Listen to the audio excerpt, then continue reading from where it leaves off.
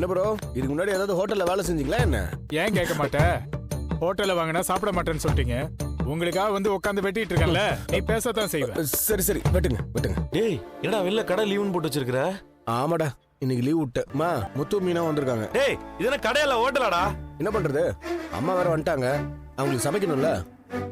Hotel சாப்பாடு வேணாம்னு சொல்லிட்டாங்க. ஏமா இங்க வந்து உட்காந்துருக்கீங்க? அங்க பழவூர்ல வீட்டுல வேற சொல்லாமலாம் வந்திருக்கீங்களா? என்னாச்சு?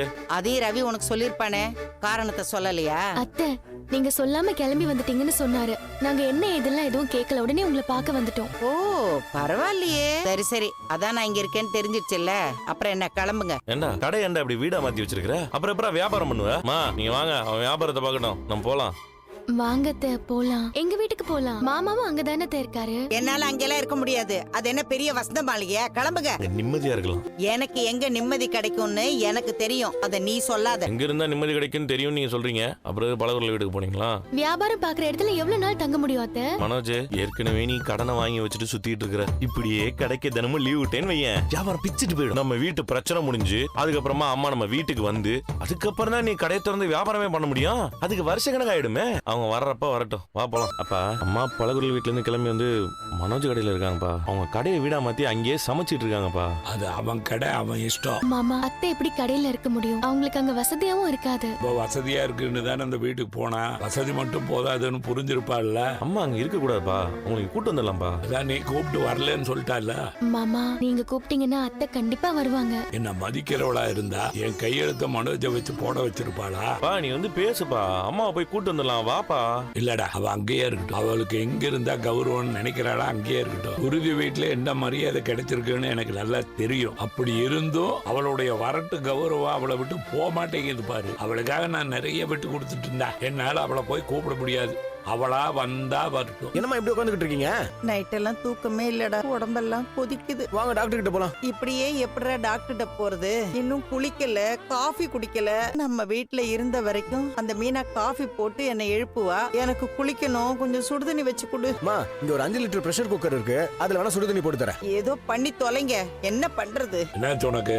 காய்ச்சல். நல்லா சுடுது, டாக்டர் கிட்ட போலாம். இல்ல வேண்டாம், மெடிக்கல் ஷாப் போய் மாத்திரையாவது வாங்கிட்டு வர்றேன். சுருதி வீட்டுல என்ன மரியாதை கிடைச்சிருக்குன்னு எனக்கு நல்லா தெரியும். அதுக்காக இங்க வந்து உட்காந்துக்குவியா? வேற நான் எங்க போறது? பார்வதி அங்க வர வேண்டான்னு சொல்லிட்டா. அவ வர வேண்டாம்னு ஒன்னும் சொல்ல கிடையாது. பார்வதி எனக்கும் போன் பண்ண, அவங்க வீட்டுக்கு வர்றதா இருந்தா 2 பேரையும் வர சொன்னா. இப்ப கூட உனக்கு மீனா வீட்டுக்கு வரலான்னு உனக்கு தோணலையல்ல? நீ என்ன பையங்க என்ன பண்றது?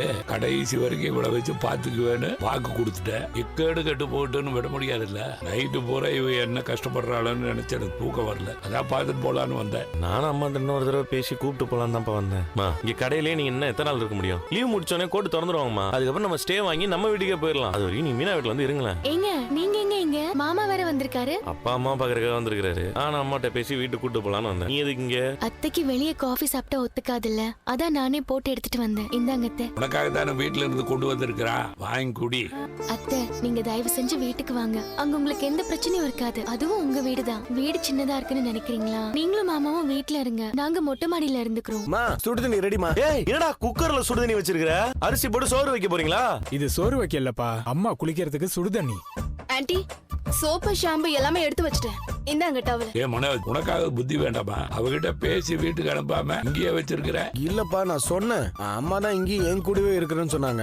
2 நாளா நீ என் கடையை பூட்டி வச்சிருக்கிற. வியாபாரம் உனக்கு பாதிக்கலையா? அதெல்லாம் நிறையவே பாதிக்குது. எதிர்த்த கடைக்கு நிறையவே கூட்டம் போக ஆரம்பிச்சிருச்சு. ஆர்டர் பண்ண நிறைய கஸ்டமர்ஸ்க்கு பொருளையும் டெலிவரி பண்ண முடியல. ஆர்டரை கேன்சல் பண்ணிட்டு ரீஃபண்ட் கேக்குறாங்க. இந்த கடைக்காரடா அவளை கடன் வாங்கி தொலைச்சா? விஜயா, வியாபாரம் நடக்கிற இடத்துல இங்கேயே வந்து உட்கார்ந்து இருக்கிற.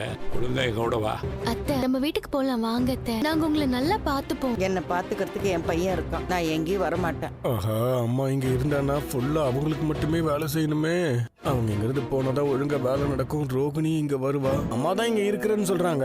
நான் எப்படி அவங்கள போகணும்னு சொல்ல முடியும்? அப்புறம் நான் ஏதாவது சொல்லி அவங்க கோச்சுக்குவாங்கன்னு நான் எதுவும் சொல்லல. ஒரு வாரம் எப்படித்தான் இந்த வீட்டுல இருக்க போறேனோ தெரியல. பழவூரல் வீட்டுல நடந்த மாதிரி எல்லாம் இங்க எதுவும் நடக்காது. Don't worry mummy. நான் பெரிய இங்கிலீஷ்காரி மாதிரி பந்தா பண்றேன்னு குத்தி காட்டுறான். முத்து இப்ப இங்கிலீஷ் கத்துக்கிறான். Yes aunty. Me and my wife going English class.